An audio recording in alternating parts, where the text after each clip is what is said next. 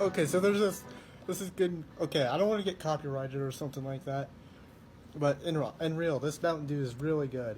It's actually one of my one of my favorite flavors. It's really good, and I also need to try the new. I think they have a new watermelon one too, which looks pretty good in my opinion, and I'll try that out this week. I promise. It looks good. This is good. I recommend everyone to drink this. It's good.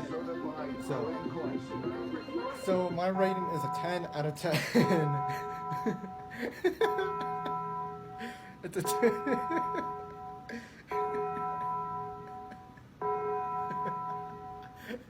Stop. Okay, so it's a 10 out of 10 on my books. So let me know what you think in the comment section. Like, comment, and subscribe.